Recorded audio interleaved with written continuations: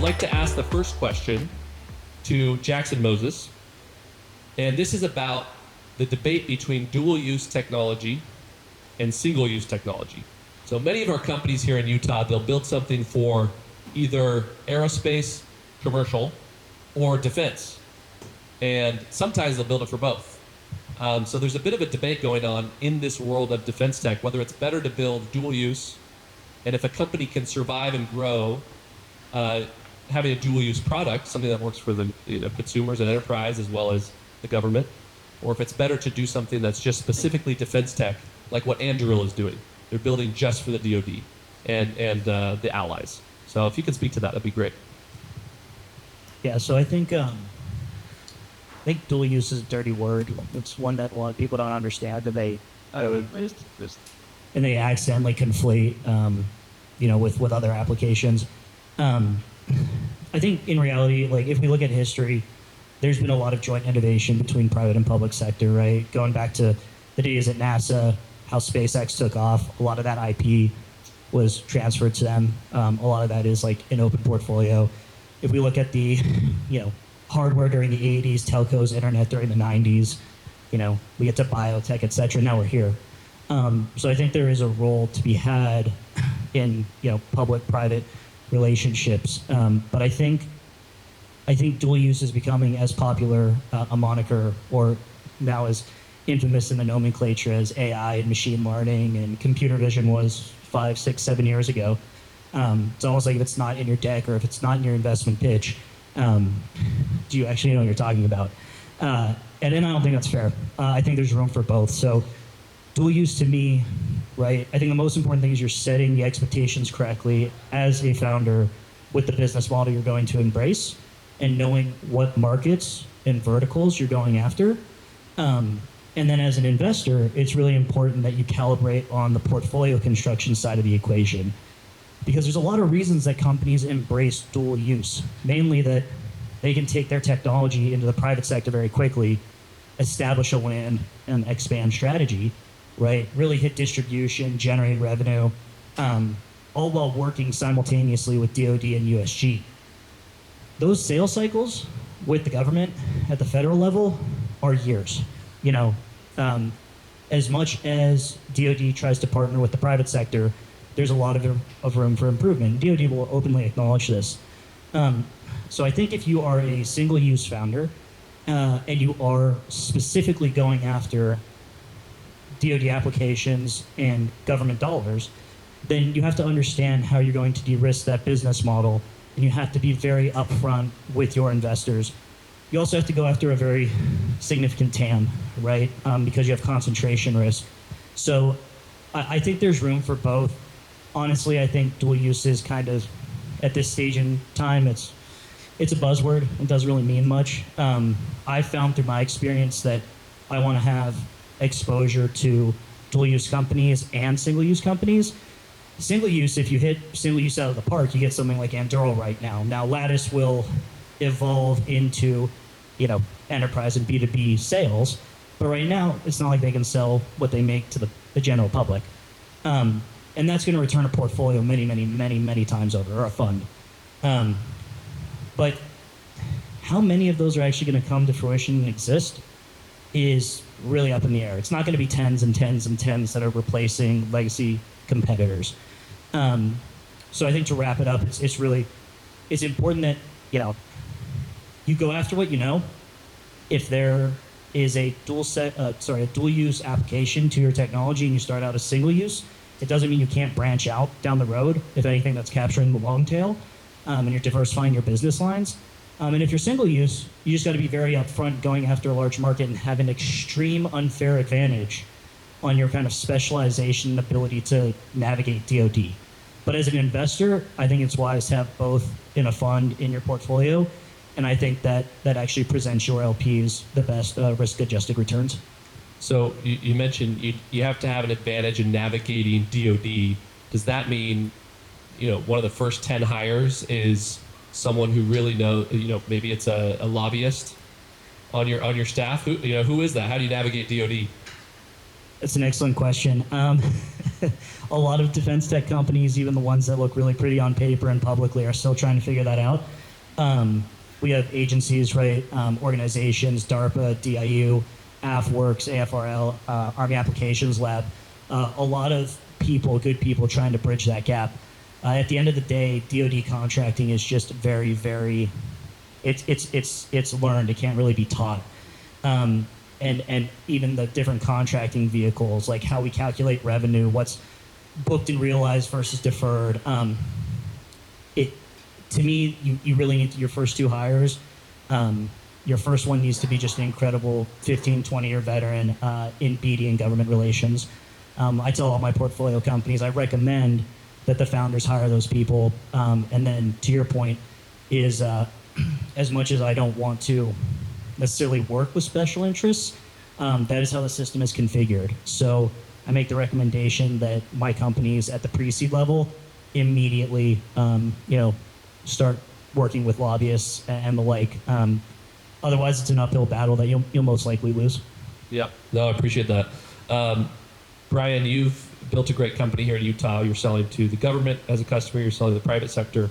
Tell us a little bit about Intergalactic, if you can. What do you do? And what's that been like building in Utah? And how that's been selling to both customers. So it's 3 questions in one. Yeah, so I'll start out by talking about Intergalactic. Can you guys all hear me okay? Okay. So Intergalactic is a thermal management systems company, and it was actually founded in Port Angeles, Washington as Airborne ECS with a slightly different mission and really focusing more on military customer. I really liked their technology around 2016 when they were founded and knew some of the leaders there and just maintained a good relationship and was in Seattle quite a bit for aerospace work with the Boeing corridor up there. So going up there quite a bit for about 2 years, I kept tabs with this company, and they developed some really cool thermal tech that just was extremely appealing, and they were having a trouble of getting traction, as most startups in this industry tend to do. And so I was able to get some money from our board and make an investment, and then about 6-8 months later, we took over control of the company. We moved it to St. George. There was some problems with it. It was mismanaged. It had all sorts of issues that we had to overcome. But through that process, we actually founded Intergalactic out of Airborne ECS. So it was much more than a name change. We took the core technology, we were able to expand it and do that here in Utah in some pretty unique ways. So it's been a lot of fun. One of the ways that we are unique is most of our engineering leadership is scattered throughout the country. That allows us to go out and get chief engineers from Collins, Blue Origin, wherever we want to. We have a very solid track record of recruiting. And we love being in Utah because we can offer something different. So when we're talking to SpaceX engineers, they can't live in Hawthorne. They're too far. It's too expensive to live there. Even though they're making what they're making, they have to live far away. When we say, hey, you can live there and you can work in Utah, and it's this beautiful location, come out and check it out, we do find we make converts to Utah. And people come here and they see it, and this is the first time they've been here and they like it. That makes us feel like we're good stewards and good citizens in the state.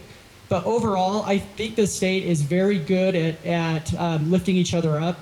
But we find the business community, there's very few people. We've been on this mission to educate people about this crazy industry. And as we've been doing that and talking to people, we're finding that people are intimidated by aerospace and space.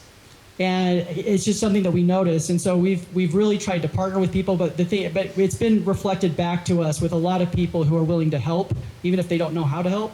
They want to stand up and help in the community. So it's been a lot of fun, and we really like being here. Good. No, thank you. We love having you here, and I think you're right. I mean, if we take a Utah detour real quick, if you can get people to come check it out, especially southern Utah where you are, they're sold. So, yeah, that's great. Cody, speaking of founder stories, Cody James here, and then we'll get to Cody Huggins. Why did you start OpenX? How did that happen? And, I mentioned this earlier, we're trying to fix a pipeline problem. We have a lot of defense companies that want to hire here in Utah and not enough people to fill those jobs. Mostly that's Northrop, Boeing, Lockheed, others. But we'd also, like to fill jobs at the small and mid-sized company level too. So tell us about OpenX and what can you do to help us solve that problem? So my name is Cody James. Pleasure to meet everyone. I'm the CEO and founder of OpenX. Our mission is to really build a system that can solve skilled workforce deficits. So, we hear about this all the time, the talent pipeline issue, or, there's a disinterest in working in these amazing fields, as if like no one wants to work at SpaceX or an interesting company, build cool stuff, get paid great. We broke this down and essentially saw that, the training side of the industry, the education side, has this massive lag behind what industry actually needs. There's this huge disconnect. We believe it happened after World War II, as industry was kind of compartmentalized and broken apart from the education sector. What we do is we partner with companies like Boeing, Northrop, Raytheon, more. We take their exact occupations, like what are they hiring for, what technologies do they use. We break that down. We have a system that we build the training out, and then we can deliver that internationally very quick to all their employees, get people rapidly trained up in a way that we just say it doesn't suck, like, nobody really wants to be training. Get people building real projects, learning from industry, experts, someone who spent 40 years, get them back to action as quick as possible. So we've taken that idea, this system, focused predominantly on the aerospace and defense sector, and we now are used, we're dual use, buzzwords. We're being used. Can you describe, so dual use, who are your customers in that case? Yeah, so I should emphasize, I bootstrapped the company, so we haven't raised anything. I just took, my savings from, I was in the aerospace industry for the last 10 years as a robotics programmer and CNC machinist and programmer before that. I took all my savings and put it into this company. You can laugh if you want, but like 2 months before COVID broke out, so imagine like starting a company right there. It's like, that sucked. So we survived, but I put in $250K then, and we like had to get to revenue right away and figure out how to build a company. So when I started originally, we just made it open to like, anyone that wanted to get one of these trainings and go to those companies, consumer focus. As we progressed through, we began connecting with the Department of Defense. We went through the SBIR program. Is everyone familiar with what that is generally? SBIR? Kind of. So it's a partnership vehicle that's overhyped a lot of times between the defense industry, the US government, and then small businesses, small business innovation research. Has anyone in the room been able to access this SBIR, like data contract? Yeah, we have. There we go. Good 10 or so. That's great. Yeah. They very rarely amount to something, just honestly. It's a scatter approach to inspire new technologies to get into the sector, into the government. We applied 2020. We won a phase 1 is what it's called. For those that know, we went to phase 2 45 days later, which is like record-breaking speed. We are now the Air Force's fastest company to move through the process. We moved to phase 3 in less than 11 months. We have no domain expertise. Like, we don't know. We were learning as we go, like, what is an IDIQ? What's a BPA? All these, like, endless acronyms, kind of. Today, we're at 30 phase 3s with the U.S. Air Force. We're being used in every United States Air Force base. We support a lot of Japan, Germany, and what it looks like is we partner with Raytheon, Boeing, Lockheed, etc.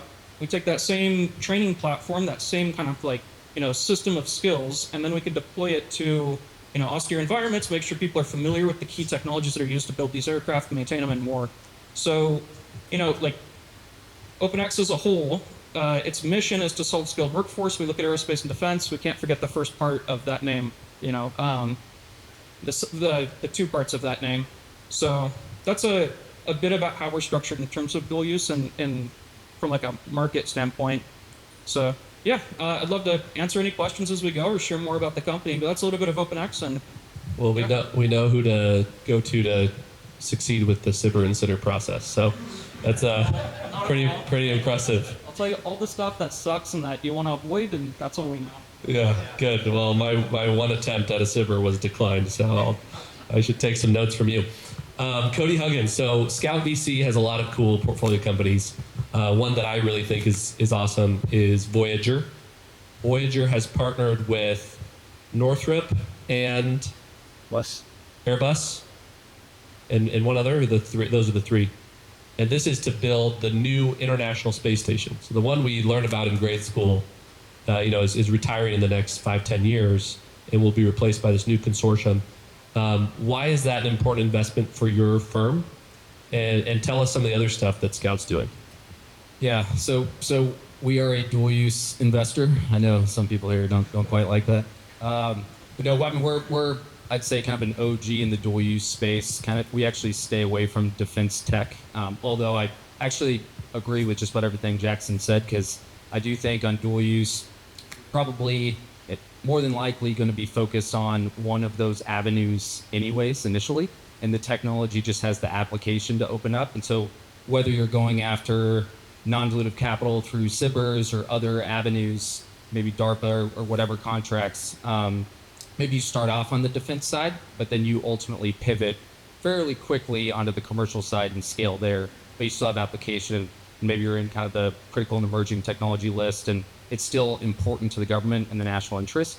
But so across Scout, I mean, we are, just as a quick overview, we are dual use investors in kind of all things frontier tech outside of bio. So we don't really do anything bio, health. We don't know this space. We're not smart enough to be successful in that.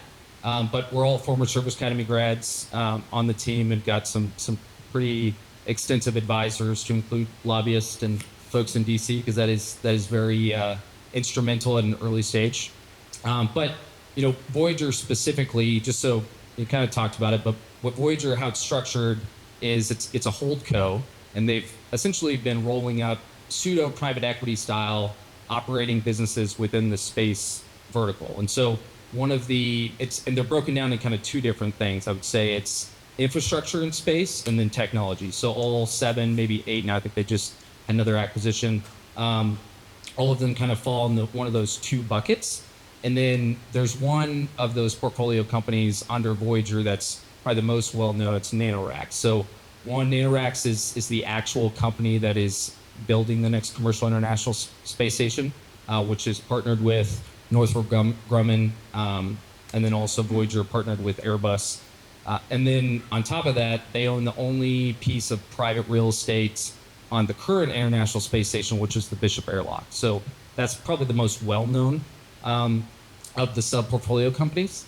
I think the importance there is really probably fairly understood by everyone here. I think space is a huge, like the space economy from a national interest, national security perspective.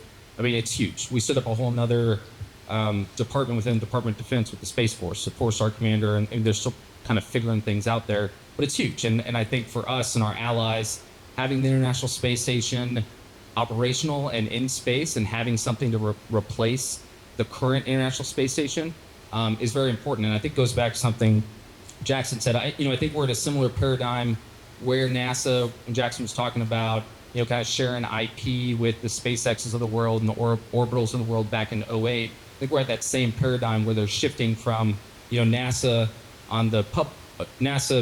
shifting it to the private side, and we're going to see a very similar shift on, okay, hey, we're out of this as a government focused on, operationally controlling the International Space Station so we can focus on other things, but we're going to put a lot of dollars to work there. And so, get to the point as to why we feel that this is a strong, investment for Scout. For us, we're early stage. We're lead seed stage investor, and a relatively small fund. So, our fund for about we'll be closing here pretty soon, but between 100 and 125 million. So, getting into things that have a lot of capex intensity is not that smart for us, because then we get diluted out, or at least that's our viewpoint on it. So capex intensity, and then the financial profile. Like, those are two things when you look at Voyager, it's a little bit different than what you normally see in a space company at an early stage, albeit they're kind of going about it a little bit different way. So from a financial profile perspective, all the sub-portfolio companies in Voyager are EBITDA positive and cash flow positive. You don't see that very often in an early stage space company.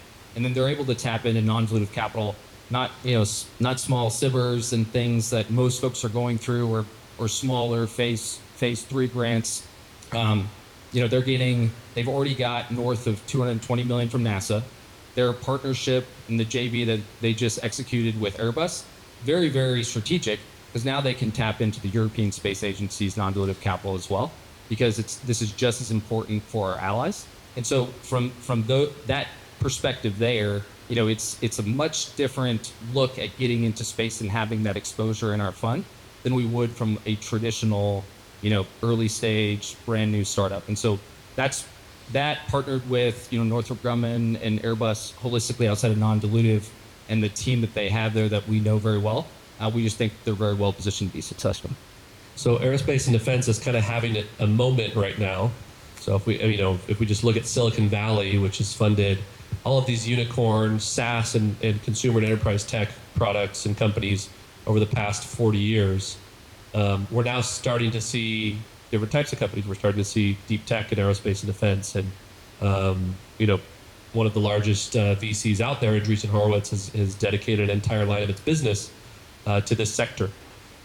So in theory, we're starting to see more of these companies, but to me, it doesn't feel like we're having the renaissance that, or an explosion that maybe I was hoping for. I'll speak for just myself.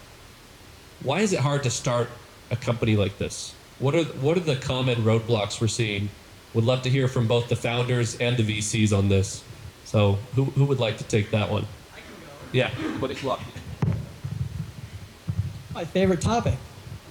It's hard, and it's really hard in this industry, and it's unfortunate. And I think, again, this goes back to people not understanding, and we've talked to so many money people that don't understand this. I'm just going to call them money people. Is that okay? As money people? I would. Is that I'm on fine? board with you. I agree. A lot of Official? us don't understand it. Well, it's like they want the term. Most PEs, right?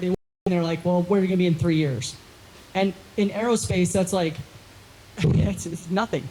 Just like 3 years is nothing. The point is, if you can get past 7 years, we're going to be on this aircraft for 40 years, and it's going to produce at a high level of profit for a very long time.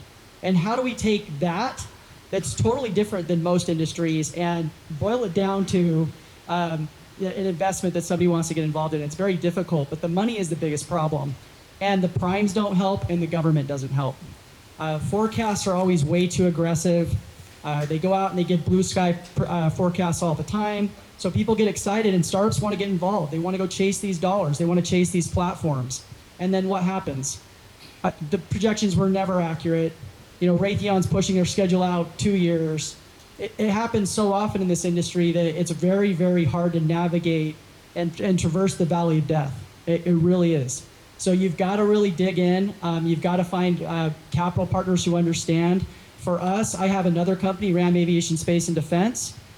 We used that 50-year-old company to bankroll Intergalactic, to take some of that pressure off, so we didn't have to take bad money deals.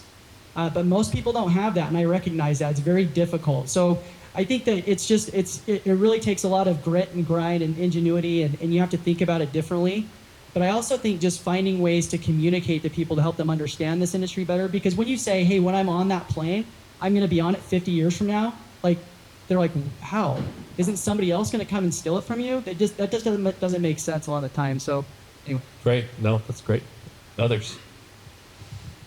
I mean, as a capital allocator, A money person. as a money person, I am incomplete. I'm completely in agreement here. Like, it's unfortunate. In my opinion, VC funds, 90% of VC dollars go to things that don't matter. Innovation disappeared in this economy a long time ago. Optimizing widget X on dashboard Y to increase conversion by 1.5% and getting paid $600,000. I can't fault anyone for taking that job. But, if SpaceX disappears for tomorrow, for instance, our national security apparatus is very much, impacted. NASA's not launching. We're reliant on Russia. That is a real problem. So I think part of it is again, this notion of, okay, we see big names pop up here and there. We see big funds kind of develop theses around this. At the end of the day, it's a lot of smaller specialist funds, a partner over here, right? Sub $250 million funds, sub $500 million funds that are doing the early stage stuff. And we have to be very diligent with what we do. I am a big fan of patient capital, and I'm a big fan of setting expectations. So when I go fundraise with my LPs, they're very philosophically aligned, right? They're not expecting returns or distributions within 6 to 8 years because, I've invested in rinse and repeat SaaS that was just bought for the upteenth time by a FANG, right? What kind of timelines are they comfortable with? I spoke with a prospective LP the other day, and they were like 12 to 15 years. And, I think that's quite generous. I was quite happy to speak with that LP. But at the end of the day, there's so much truth, right? You're not making, personally, everything's paper until it's all these paper gains you see that evaporated after 2021, right? There's a reason certain funds can't raise that have well-known names attached to them. So again, nothing's liquid until you exit. You have to exit successfully. Whether those paper gains help on the venture side early on, because you can say like, look, here's a track record, here's some performance. Aerospace and defense, like, you know, if it's a space tech company, if it's a single-use defense company, you might have to wait 4 or 5 years to show that this thing's actually marked up at 10x like your principal. But as soon as it hits that inflection point, it's going to be materially more valuable, in my opinion. It has a much wider moat. Like, I mean, the moats exist here. Capital is a differentiator. A lot of people say CapEx intensity is bad. I love CapEx as a function, responsible expenditures, because there aren't many founders who understand budget constraints. And when you spend that money appropriately, there are a lot of others who will try to mimic you and do it wrong. So it builds up a natural moat, some defensibility. But yeah, like you know, to your point, like after 8 to 10 years is when you see these incredible companies that promised you, right, this is where we'd be at this point. And our job is to source those founders who can execute on that. And unfortunately, I think there are just too many VCs that they invest in what they know. Generalist sectors are not a bad thing. They're a place where liquidity has long been ripe. But I don't think that that's where a lot of money is going to go over the next 10 to 20 years, at least on the capital allocation side. Does your job or any of your jobs get easier if Anduril and Palantir can exit and return, massive returns to the funds and to the founders? Does that help in terms of showing what the roadmap looks like? I'll answer and then pass it over to Cody and give my 2 cents. Yeah, like demonstrable success of your breakouts, right? The alpha generators, the ones that, General Catalyst, Founders Fund, etc., are going to return multiple funds many times over because of Anduril alone. This is a numbers game. The power law is a thing. It's unwise to argue with statistics, in my opinion. So when you have those data points, so long as those are the exit profiles that your LPs expect, then yeah, there's something tangible you can point to. But there's also a very suppressed valuation, I would say arbitrage at pre-seed and seed, where you don't actually need multi-billion-dollar outcomes to outperform top funds that are investing in other sectors. $250, $500 million acquisitions, exits, however you want to frame it, when you're getting in sub $10 million and you're buying serious ownership over 3 to 4 years, that's an incredible rate of return. And so part of it is also educating LPs on what they don't know, because just like so many of us here, those of us that are involved in these sectors, we also, don't know things. We know more things than I think the average person, but it's our job to educate and inform just as much as it is to invest. Yeah, Cody.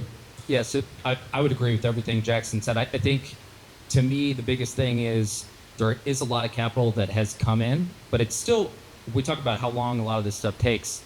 I mean, it's brand new that Andreessen started American Dynamism, 2 years old, something like that. General Catalyst, has some stuff, but I think they're standing up. Essentially, they're a full-blown American Dynamism team as we speak. All these big players that have big dollars behind them.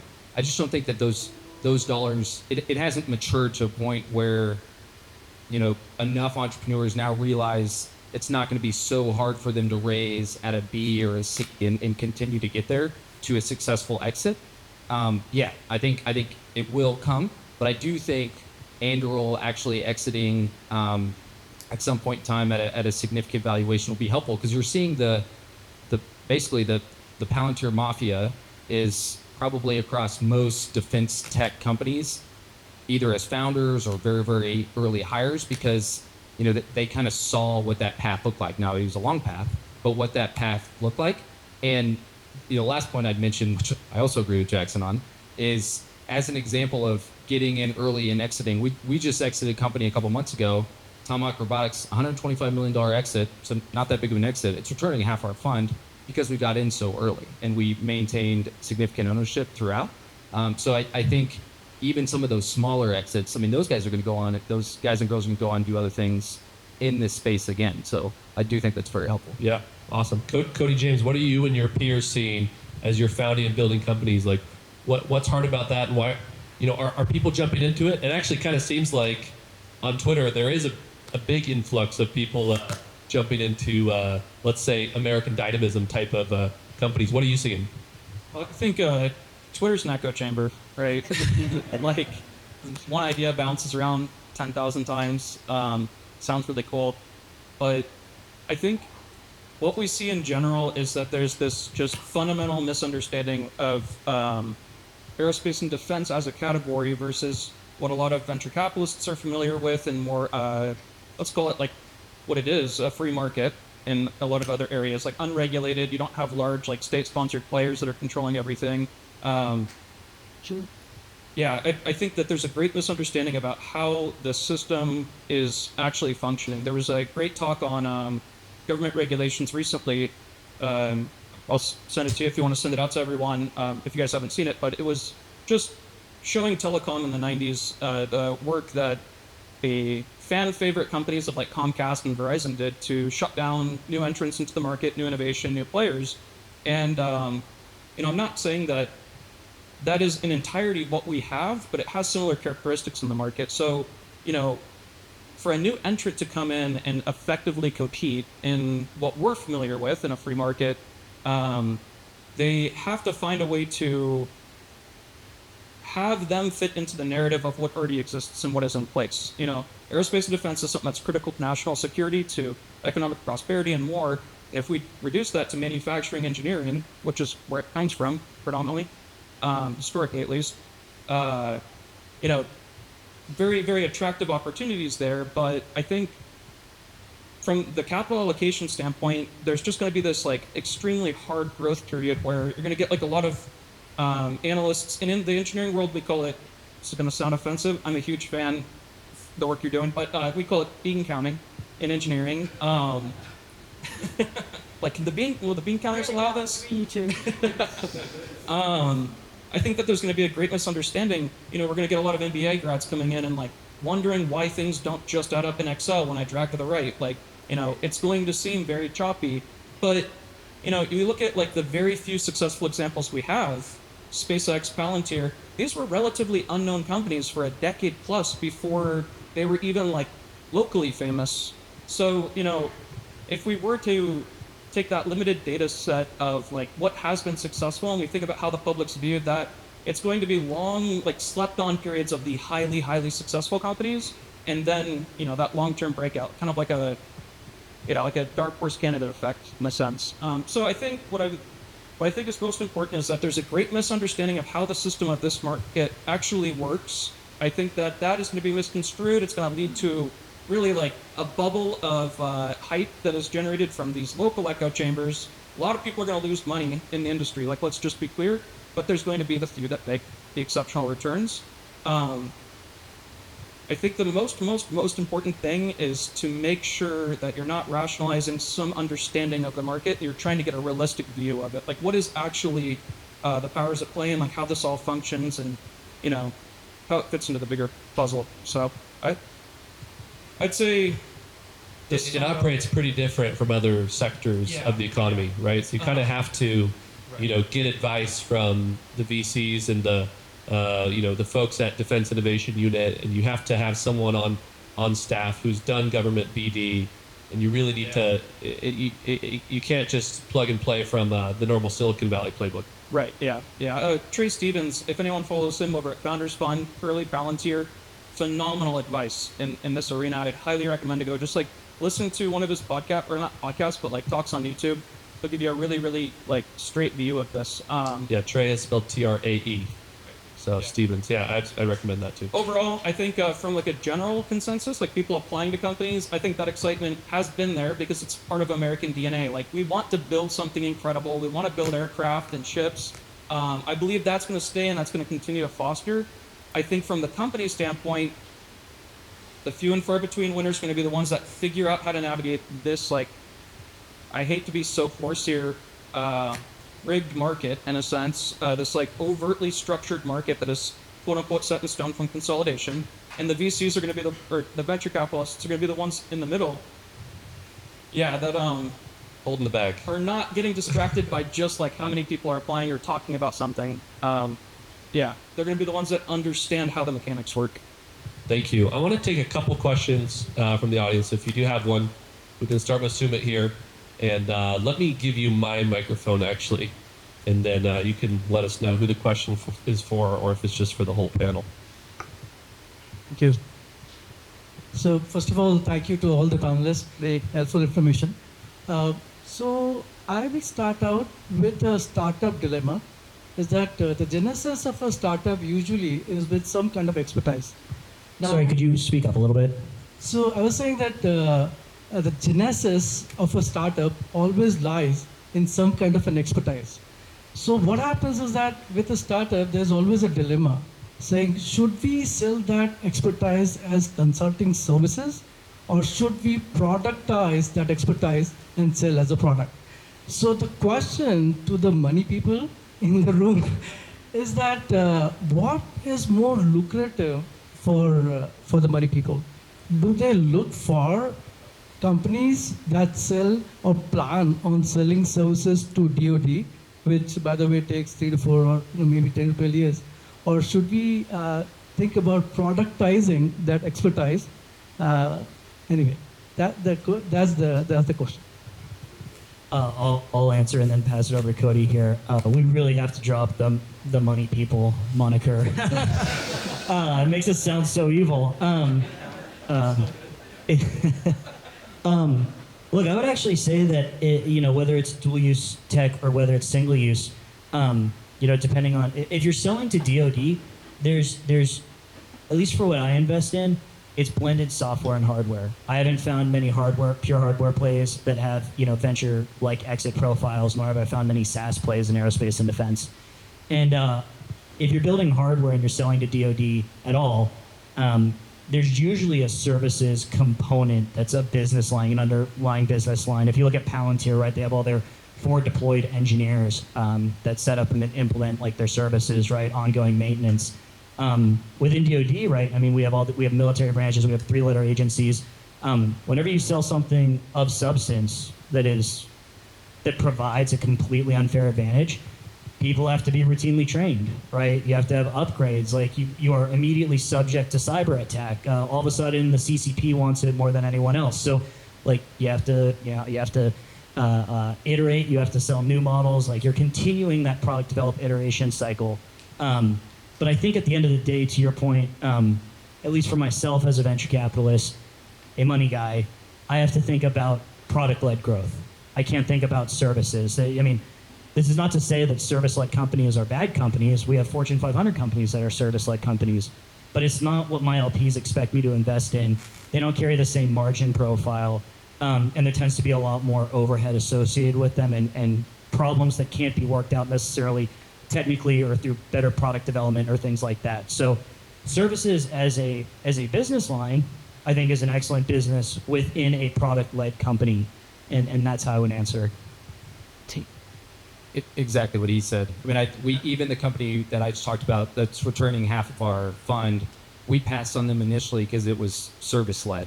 And then once they shifted their business plan around some, and then it was product-led. I mean, the service, particularly in DoD, so if it's defense tech and you're probably aerospace defense tech and you're selling DoD, like there's going to be a service component. To Jackson's point, it's how much can you minimize that as humanly possible, but it's going to be there. It's going to be a requirement.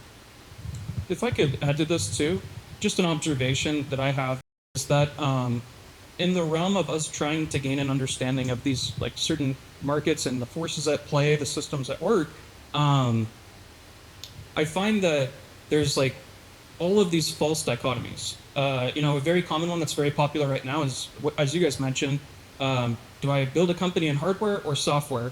Which to me is like one of the most ridiculous questions. It doesn't make sense. It's like, name a successful company in any category, really, that defines themselves that way or talks that way. It's, are you solving a problem? And, is the customer willing to pay for that? Can you scale that, at the volume that is needed to service that total market? I just wanted to throw out 2 cents that might save you some time and a lot of energy. I'd really recommend being aware that there's going to be all of these false dichotomy arguments out there, and that they're going to be very popular because they're easily they're easy to gain traction to become viral, like as debates. But I'd really focus on for the problem we're solving and the market we're solving, what is required and like what are my constraints that I have to work around, and try to block out as many of those as possible. So I have two rapid fire questions, and I want everybody on the panel to answer both of them. And then we'll wrap up, and please find these gentlemen and grab them one-on-one if you can. First one is, do you believe what you're doing, and these are short answer, rapid fire questions. Do you believe what you're doing is having a positive impact on the world? And I ask that specifically because aerospace and defense, can sometimes get caught up in a debate about, good and bad. We're just as vilified as oil and energy. I mean, but if you look at oil and energy, they are, to a degree, the backbone of our national security as well. I would just answer that simply as yes. Yeah. So, look, in my opinion, can you guys hear me? Yeah. Just want you to hear me. This is the kick-ass industry of America, and the fact that people don't understand that, or the fact that we've somehow commoditized it or pushed it away, that we took everything that NASA did for all those years and made it, that just inspired this nation, the fact that we commoditized that and we went from the moon to low Earth orbit, we're trying to reverse that now and go further out in space. Look, we need to lean into this and make this industry go. So yeah, I absolutely think we're making it a better place because we're promoting technical education and getting kids involved in this industry, which they need to be. Thank you. Sure. Yeah.